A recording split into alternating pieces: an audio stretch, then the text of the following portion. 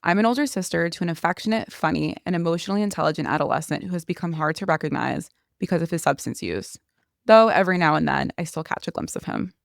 Maybe your sibling experience is nothing like mine, or maybe it hits a little too close to home. But I hope this episode introduces you to some new perspectives around what it may mean to be a sibling and some new tools to be a supportive one if they're struggling with substance use.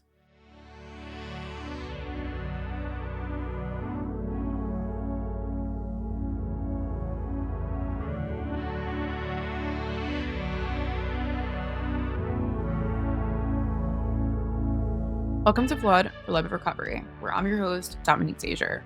Sibling relationships can be so unique, but they can become more complex when there's drug or alcohol use involved. If you find yourself questioning how to help, you're not alone. Every month, we bring together stories that empower you to better navigate your sibling's addiction, offer a sense of connection, and provide fresh perspectives on understanding substance use and how to protect your peace. Join me on this journey in restoring hope and healing.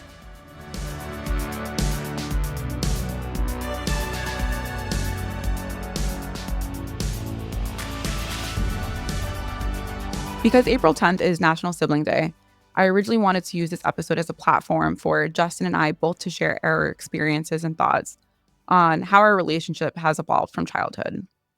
Initially, Justin was actually really excited by the idea of it and is really amazed by some of the support he's received from listeners and the recovery community, but we both knew that it would be a challenging commitment for him.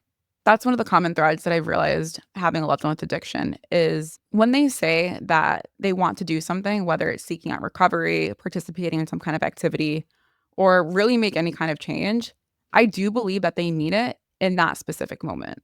But that moment quickly comes and goes. If you've listened in to other episodes, then you may already know that Justin and I are about 10 years apart and that I've struggled with playing the role of a second mom to him. In this episode, I'll dig into a little bit of why that was and why and how I'm relearning what it means to just be a supportive sibling. When I was about 9 or 10, my parents had casually asked me if I wanted to have a dog or a sibling. And my immediate response was, I want a brother. So, shocker, when Justin was born, I couldn't wait to connect with him when he got older. And as a teenager, I began connecting with him in ways more like a parent would than a sister. Because of the age difference, there weren't as many similar interests that we had. So things like helping with homework, suggesting what he should or shouldn't do, and other responsibilities made me hyper aware of what his quirks were and some of his challenges. I found myself becoming extremely overwhelmed and increasingly invested in his success. But the older my brother became, the harder and more out of control things got for him, our parents, and for me. I'm not going to dive into tons of family dynamics, but this is really to help tell the story of my relationship with my brother and how things evolved. During Justin's early teenage years, he began experimenting with drugs recreationally and as a way to cope with his anxiety, ADHD. Although he didn't really know it at the time, it was something that we noticed some of the symptoms of early on. My parents and I all had different ways and opinions on how to address it. Some of those involved consequences, encouraging therapy, dismissing his substance use as experimenting, and nothing really made a difference. Fast forward a few years, our grandmother had unexpectedly passed away on my brother's 17th birthday, so we were all devastated. It was during this specific period I noticed something was very wrong.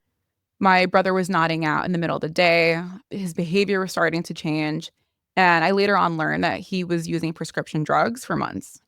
Because I had moved out at the time, I hadn't immediately noticed these symptoms until he was right in front of me for periods of time. So after worrying about whether or not he was okay and bringing it up to my parents, I was then struck by this overwhelming shame and embarrassment. I was thinking, like, how could he do this?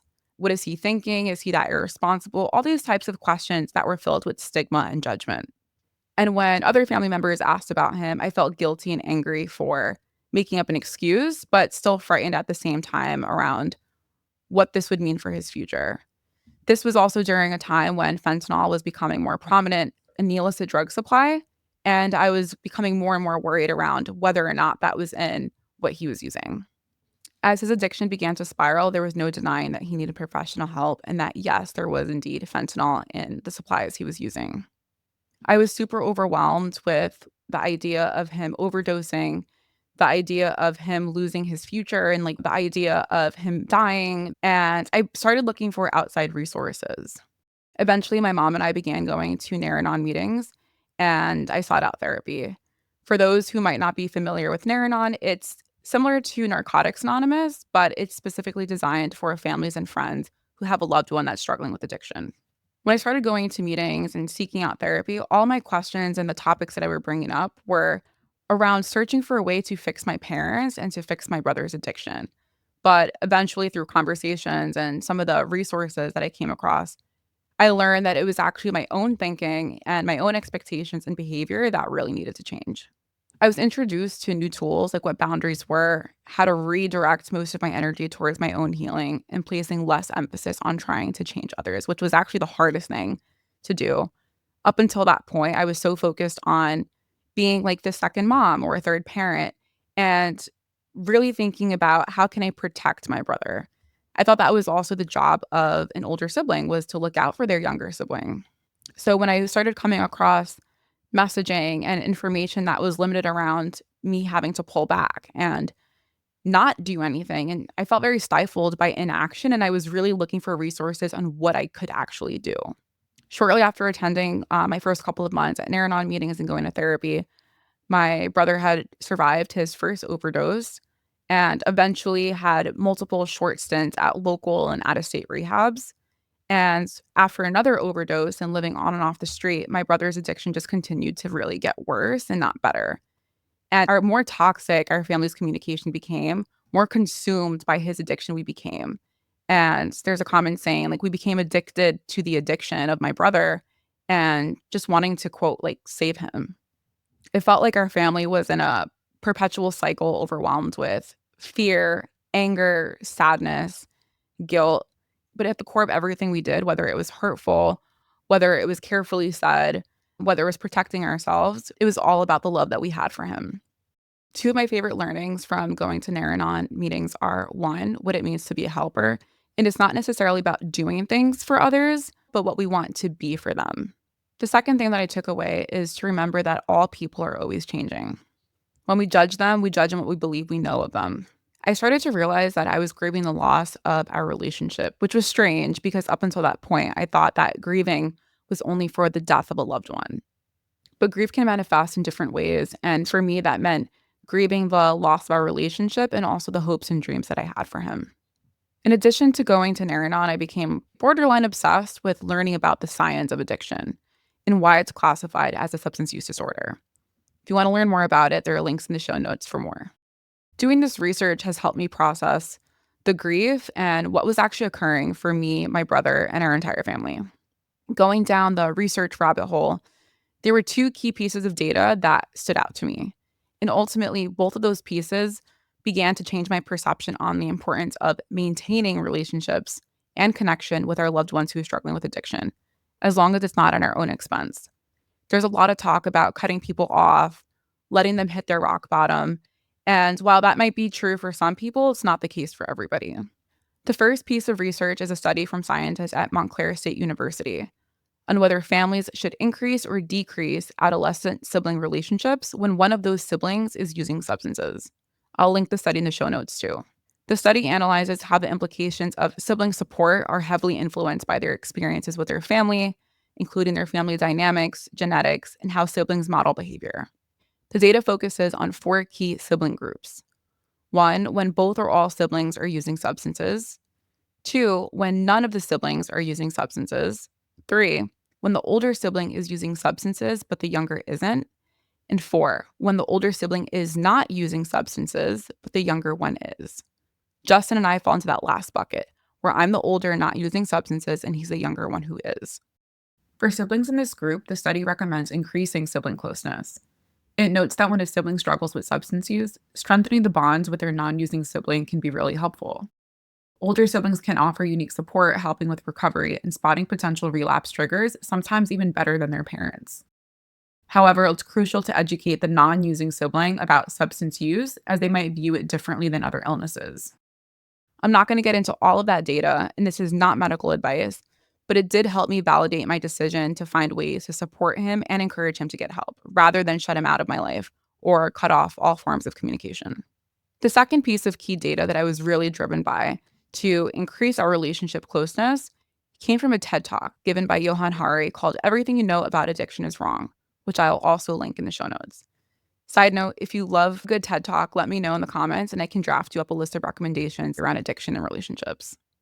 So back to Johann, in his TED Talk, he talks about a science experiment that was done to understand what situations influence some rats to choose heroin over water and others to choose water over heroin. Apparently, the brains of rats are oddly similar to humans. Basically, they put one group of caged rats together with nothing but water and heroin-infused water. In this group, the rats ultimately chose the heroin-infused water and eventually died. In the second group, they put the rats together with much more stimulation. There was food, water, activities, space for breeding and socializing, essentially building what they called a rat park. The rat park still included water and heroin-infused water. And what they saw was that the rats consistently chose the regular water every time. All this to say, isolation and a lack of stimulation and connection often drives individuals to substance use when given the choice. But when there's connection and the environment is changed, the likelihood of choosing the substance is considerably lower. So between the double-blind study in siblings, the rat park concept, and several other pieces of data that I came across, it helped me believe that not everyone needs to be alone and hit their rock bottom to be ready to make a change. There are tons of other tools that have helped me too, so I've compiled them in a free ebook tailored just for siblings. You can download it with the link in the show notes. Over the last couple of years, I've been searching for new ways to connect with my brother, show up with empathy and compassion without sacrificing my own well-being. So this has required continuing to set and communicate what my boundaries are. A couple of Christmases ago, my ability to do just that was really being tested. And I had gone several months without speaking to Justin because he was living on and off the street. And I was trying to practice keeping some distance. He unexpectedly showed up to a family event, and I had to be really intentional with what I wanted to say. It wasn't until I was on my way there that I knew he was going to be there. So it did give me some time to preface the conversation I wanted to have, if I wanted to have one at all. My family has a tradition of opening up Christmas gifts together, and my brother didn't really have anything to open. I was hurt because, well, I still wanted to show that he was worthy of love despite his addiction. I asked everyone in my family to write down on a Post-it one thing that they loved most about him or one of their favorite memories of him. After the holidays, I compiled all of them into a scrapbook with a bunch of other anecdotes showing our love and support, some of my favorite pictures, and some messages that I thought would help provide some hope. I was waiting for the right time to give my brother the scrapbook. But a week or so after Christmas, my brother had survived his second overdose the day before his birthday. So on his birthday, I decided to give him the scrapbook. And after opening it and going through the pages together, he said it was one of the best gifts he's ever gotten. I'm not telling you to go and make a scrapbook for your sibling for their birthday or any other holiday, but what I am saying is finding some new ways to explore what it meant to be supportive and show my love for him is what helped me still be authentic to myself without feeling that I needed to cut him off or impose some kind of like harsh consequence. For more tips on protecting your mental health during family gatherings, check out our episode with Mina B, Navigating the Holidays and Family Addiction. Fast forward to a couple of weeks ago, Justin survived his third overdose. I went to go visit him, and when I asked him about his experience and what happened, he said he didn't really want to talk about it, which I understood. But he did this really cute thing where he grabbed my hand, and after noticing the surprised look on my face, he said, "Yes, Dominique, I am holding your hand." And right then and there, my heart just melted, and that was enough. I've had to learn the hard truth that accepting my brother and his addiction doesn't mean I have to necessarily like it, but I can still encourage him and connect with him and show up for him when he's ready for help without shutting him out. There are a lot of things that I'm doing now to help me understand what it actually means to be a supportive sibling. And I don't think there's necessarily a right or wrong way to do things, but it's a lot of testing to see what works best for you. What might work best for me might not work for you. And it's not about finding one specific approach. It's not about sticking to more of a tough love approach. It's not about necessarily following only harm reduction. It's not necessarily about doing one or the other. It's about finding the happy medium and what feels right to you. Over the last couple of months, I started going to a sibling focused group through Thrive Family Recovery Resources, which introduces siblings to the invitation to change method. The invitation to change method is really a blend of ideologies from craft, harm reduction, tough love. And I think for me, it's more of that happy medium of how I can still show up without sacrificing my own well being, my own boundaries, and not necessarily forcing someone to do something that they might not be ready for, but really about accepting them and meeting them wherever they are. Some of these resources forced me to take a better look at why I felt this intense need to be there for my brother and be so parent like. And I learned about this term called parentification, or you might have heard the parentified child or the parentified daughter. The parentified daughter was something that really resonated with me. I felt like from a young age, whether I was asked to or I just wanted to take on these adult responsibilities or these parent like roles, that I wasn't really ready to do. And I used that as a way to show up for my brother in a way that I thought was right, even if it was actually more harmful. I had to learn the hard way and through a couple other harsh realities that boundaries are not necessarily ultimatums that you impose on others to incite a change in them. They're parameters that you place around yourself to protect your own well being. I went to this event at Advertising Week New York, which is like a big media marketing conference where brands come together.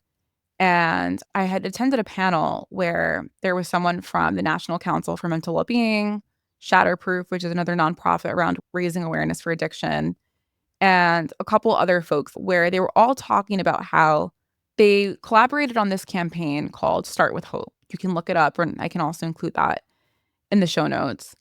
And there was this powerful story around this woman and her recovery, and it was so hopeful. And I thought, wow, like if only something like that existed for siblings and their families. During that whole process, going to Naranon, learning about the addiction and recovery space, I didn't really find any sibling focused support. And that was something that I felt I really needed and could benefit from. So after the session, I connected with Courtney Lavelle, who is the director at the National Council for Mental Wellbeing. And she shared her recovery story with me and what her relationship was with her sister. And it ignited a spark of hope for my family. And it made me feel seen and connected like I had never before. She also validated that there are more approaches beyond Naranon and Al-Anon and, quote, tough love. After realizing that many of the actions and the things we say to the people in our lives that are misusing substances are because we love them and hope for their recovery, it sparked this mission to create resources and communities for siblings like us. So I started For Love of Recovery as a way for other people to get resources, but it really became a channel for my own healing. While my brother's addiction has continued to get worse, and there are times where I've continued to be scared or driven by fear, I feel like our relationship has actually gotten better. He's become more open and honest about why he's using substances, what the substances actually provide for him emotionally and mentally, and what some of the challenges are. And while I'm not here to fix him or get him into a treatment program tomorrow, I think asking him questions and getting him to find his own personal motivation to want to make a change has been more helpful for both of us. It's allowed me to become more curious about our relationship, more curious about him, and it's given him an opportunity to reflect a little bit more on his own journey rather than telling him what he should or shouldn't do. Today I'm still navigating, this experience, and it hasn't really gotten easier, but it's gotten easier for me to understand what my values are, what I'm comfortable doing, and taking things day by day. For Love of Recovery was born of the belief that siblings and their families shouldn't have to endlessly search for tools in a community to help them regain hope, understanding, and support around their loved ones' use of drugs or alcohol. And that when we come from a place of love and empathy, not fear or guilt, hope and healing is possible. What I would encourage is for people to have these conversations with their friends, their family, their loved ones around how they've been impacted by someone's substance use, or having these conversations around what has and hasn't worked. Because the more we can talk about the disease of addiction, the more we can break down some of the stigma, which is just as deadly as the disease itself. For me, I've been practicing having conversations with people that I might not have opened up to, but have surprised me in a lot of ways. One example is I think it was last year after my brother survived his second overdose. I had called out a day from work because I needed just a mental health day and kind of like recoup from what our family was going through. And when I got back to work, my team asked me, how I was doing, knowing that I had taken a sick day. And I could have just said I was sick and I needed a day to get through food poisoning or whatever it was. But I actually opened up and told them that my brother survived an overdose and he's been struggling with substance use for quite some time. While they didn't necessarily know somebody who's been in that same boat or have experienced it firsthand themselves, they were able to show up in a way that was very empathetic and compassionate and understanding. And it fostered a little bit more closeness in our relationship outside of just being peers. The more I talked about it with people that I met and people that I already knew, they actually opened up and felt more comfortable talking about how they've been affected by someone else's substance use in their life, whether it was their own sibling or friend or family member. And as your siblings' relationship with substances evolve, your relationship with them will probably evolve too. If and when your sibling finds recovery, that's not the end of the road. There is still going to be a lot of work that has to get done. My brother has had short stints of sobriety in between, and it does not fix relationships overnight. So if your sibling is in recovery, then check out our episode. My loved one is finally sober. Now what? Rebuilding relationships in recovery. I don't know what the future holds for me or my brother, but I hope that these tips on navigating a sibling's addiction help give you a little bit more clarity and not necessarily to stick to one approach or another, but go explore what options work for you.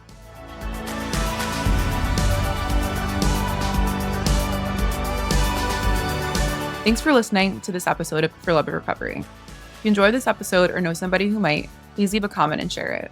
You can also join our Facebook group, Siblings for Love of Recovery, if you're looking to have deeper conversations around your siblings' use of drugs or alcohol. And remember, where there is hope, there is healing.